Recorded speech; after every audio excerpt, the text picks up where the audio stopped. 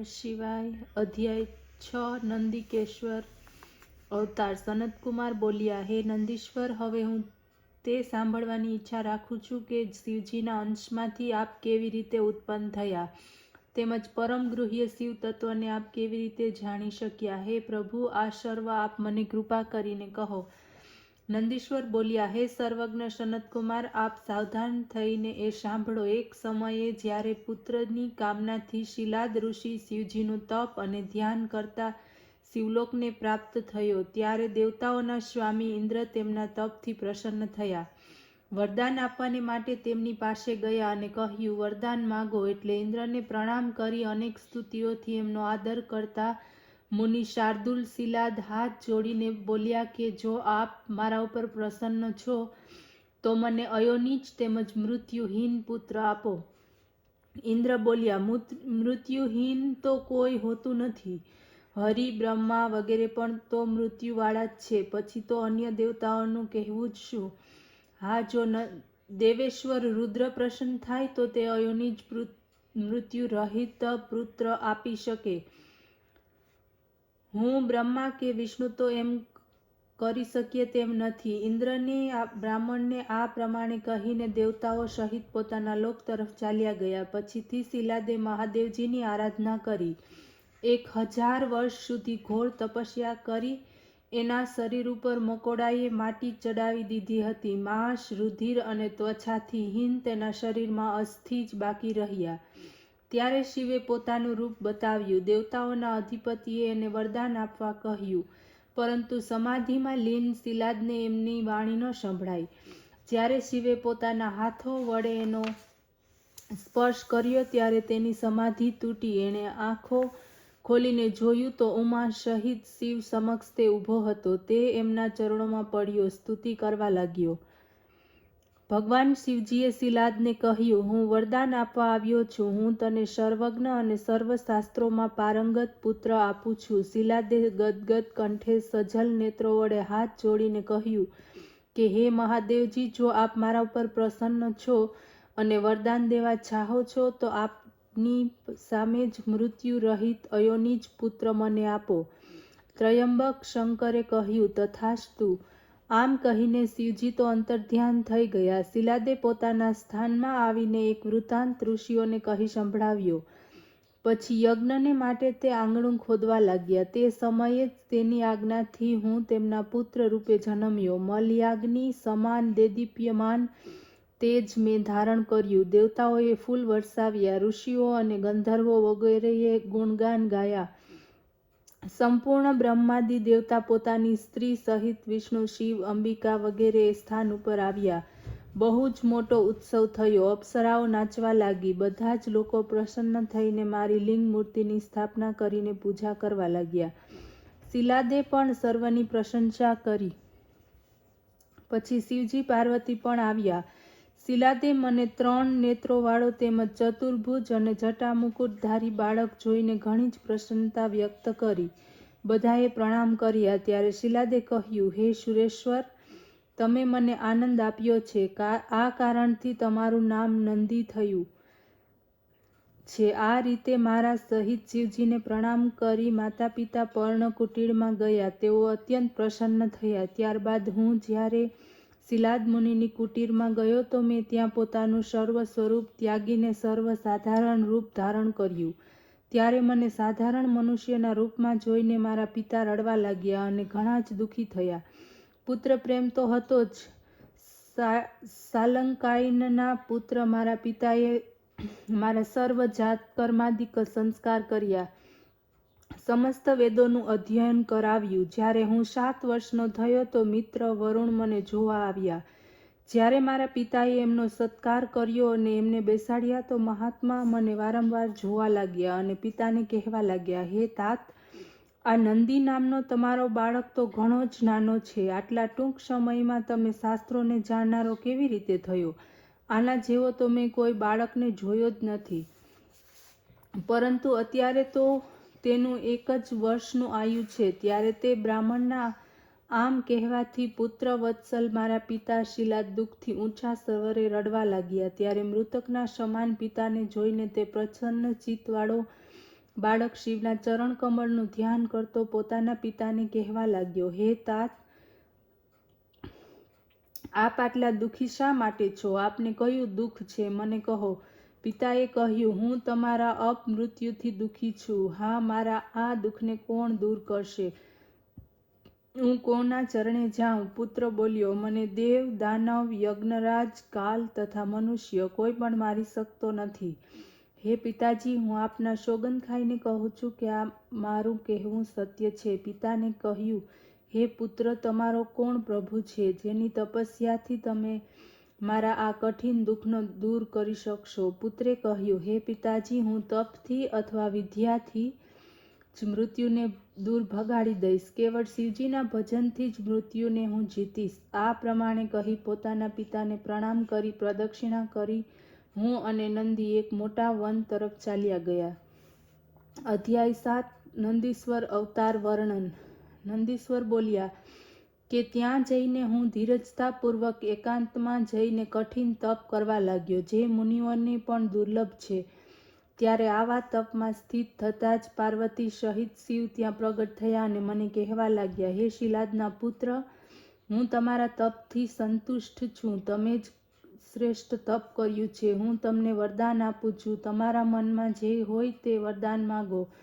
આ સાંભળીને હું જરા અને શોકનાશક શિવજીની સ્તુતિ કરવા લાગ્યો. ત્યારે શિવજીએ બંને હાથથી મને પકડીને સ્પર્શ કર્યો અને બોલ્યા, હે વત્સ નંદીપ, તમારે મૃત્યુનો ભય કેવો?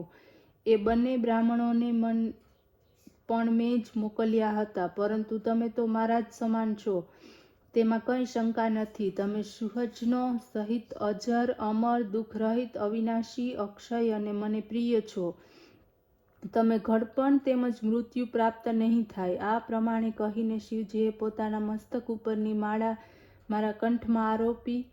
આ માળાને પહેલી જાણે હું ત્રિનેત્ર અને 10 ભુજાવાળો બીજો શિવ બની ગયો છું. પછી શિવે મને પોતાના હાથેથી પકડીને કહ્યું, કહો હવે તમને બીજું કયું શ્રેષ્ઠ વરદાન આપું?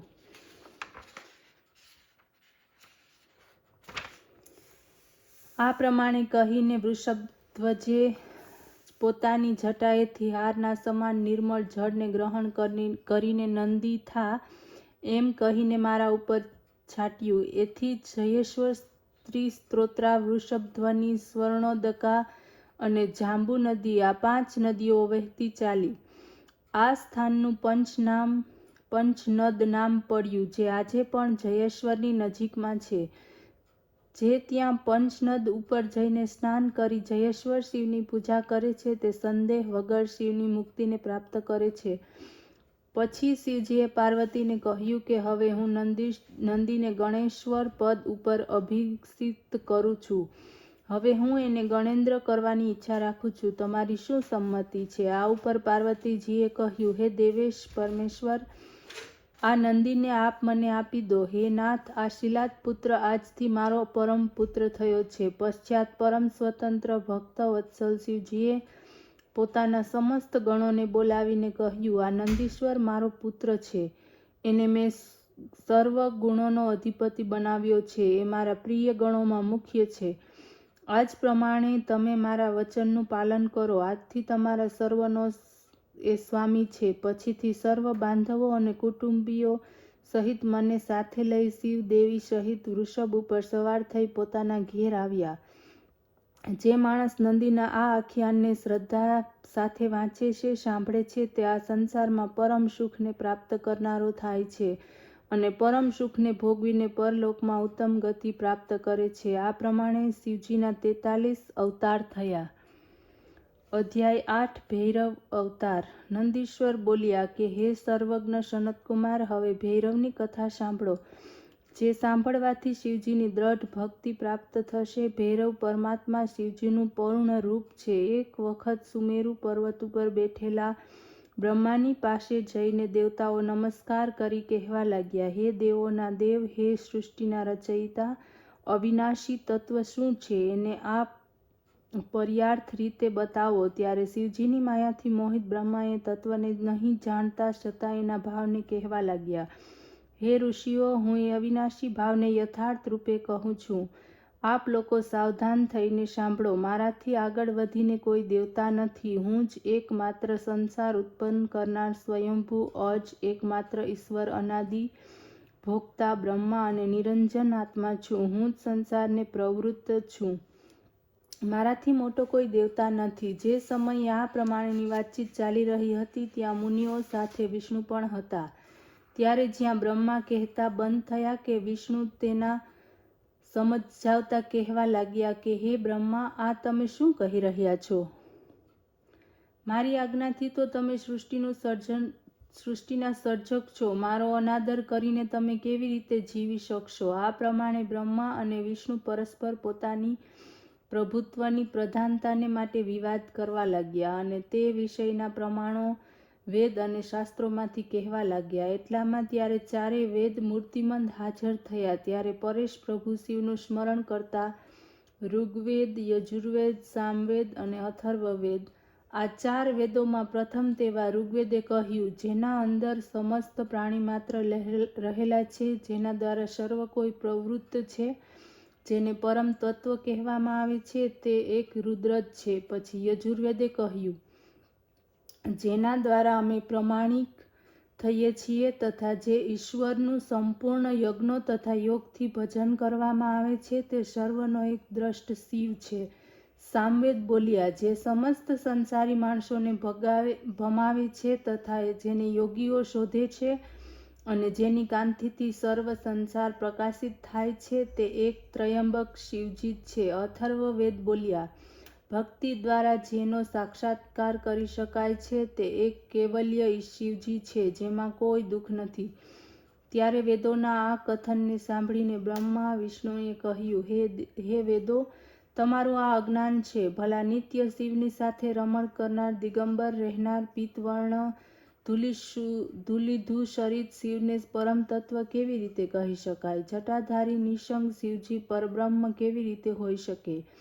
ત્યારે બંનેના વચનો સાંભળીને સર્વ સ્થાનોમાં અમૃત હોવા છતાં મૂર્તિમાન ઓમકાર બોલ્યા.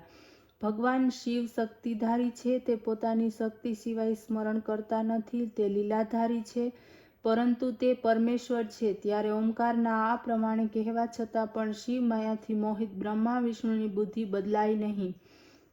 તે વિવાદ કરવા લાગ્યા. ત્યારે તે બંનેના મધ્યમાં એક એવી વિશાળ જ્યોતિ પ્રગટ થઈ કે જેનો આદિ કે અંત કંઈ હતો જ નહીં. તેનાથી બ્રહ્માનું પંચમ શિર બળવા લાગ્યું. એટલામાં ત્રિશૂલધારી નીલલોહિત તત્ક્ષણ ત્યાં પ્રગટ થયા અને કહેવા લાગ્યા, હે નીલલોહિત, હે ચંદ્રશેખર, હે રુદ્ર, ભય ન કરશો. હું તમને ઓળખું છું. તમે પહેલા મારા મસ્તકથી પ્રગટ થયા હતા અને રુદન કરવાને કારણે જ મેં તમારું નામ રુદ્ર રાખ્યું હતું. હે પુત્ર, મારા ચરણમાં આવો, હું તમારું રક્ષણ કરીશ. ત્યારે બ્રહ્માની એક અહંકારપૂર્ણ વાણીને સાંભળીને શિવજીએ ઘણો જ ક્રોધ આવ્યો. તેમણે પ્રલય કરવાની ઈચ્છા કરી. પછી તો તેમણે તે જ ક્ષણે પોતાના ક્રોધથી ભૈરવ નામના એક પુરુષને ઉત્પન્ન કર્યો અને કહ્યું કે હે કાલભૈરવ, તમે આ બ્રહ્મા ઉપર શાસન કરો, પછી સંસારનું પાલન કરો, કારણ તમે સાક્ષાત કાળના સમાન છો. આ કારણે તમે કાલભૈરવ છો. તમે પોતાના ભક્તોના પાપને તત્કાળ નાશ કરો, આથી તમારું નામ પાપ ભક્ષણ પણ હશે. હે કાલરાજ, મારી મુક્તિપુરી કાશી સર્વપુરીથી મોટી છે. હું તમને હંમેશા માટે એનું આધિપત્ય આપું છું. એ પુરીમાં જેટલા પાપી હશે તમે એને હંમેશા દંડ દેજો. ત્યાંના શુભાશુભ કર્મોને ચિત્રગુપ્ત હંમેશા લખ્યા કરશે. શિવની પાસેથી આ પ્રમાણેનું વરદાન ગ્રહણ કરીને કાલભૈરવે તત્કાળ પોતાની ડાબી આંગળીના નખના અગ્રભાગથી બ્રહ્માનું મસ્તક કાપ્યું. ભયભીત બ્રહ્મા શતરુદ્રીયનો પાઠ કરવા લાગ્યા. શતરુદ્રીયનો મંત્ર જપ કરવા લાગ્યા. બ્રહ્મા અને વિષ્ણુને જ્ઞાન થઈ ગયું. હવે બંનેએ શિવજીને પરબ્રહ્મ પરમાત્મા જાણ્યા. અહંકાર દૂર થતાં જ જ્ઞાન થયું. ત્યારે બ્રહ્મા અને વિષ્ણુ અહંરહિત જાણીને મહેશ્વર બંનેને અભયદાન આપ્યું. પછી ભક્તવત્સલ મહાદેવજી પ્રસન્ન થઈને બંનેને ધૈર્ય આપી પોતાની કપર્દિની ભૈરવ મૂર્તિથી કહેવા લાગ્યા, હે નીલલોહિત, તમે આ બ્રહ્મા વિષ્ણુને મનાવતા બ્રહ્માના કપાલને ધારણ કરીને એના આશ્રિત થઈને ભિક્ષાવૃત્તિ કરતા સંસારમાં બ્રહ્મ હત્યાના ભયને દૂર કરો. આ પ્રમાણે કહીને મહાદેવજીએ તરત જ ત્યાં બ્રહ્મહત્યા નામની એક કન્યા ઉત્પન્ન કરી. કપર્દિને કહ્યું, આ કન્યા કાશીમાં પહોંચે તે પહેલાં તમે કાશી પહોંચી જાઓ. જ્યારે તે ત્યાં આવી પહોંચે ત્યારે તેને કહેજો કે તું આ વારાણસીને છોડીને જ્યાં જવું હોય ત્યાં જા. પછીથી જ્યારે એ સર્વ જગ્યાએ ફરીને કાશી આવશે ત્યારે મુક્તિને પ્રાપ્ત કરશે. આ પ્રમાણે એને બ્રહ્મહત્યામાં પ્રવૃત્ત કરીને તે અંતર્ધ્યાન થઈ ગયા. ઓમ નમઃ શિવાય.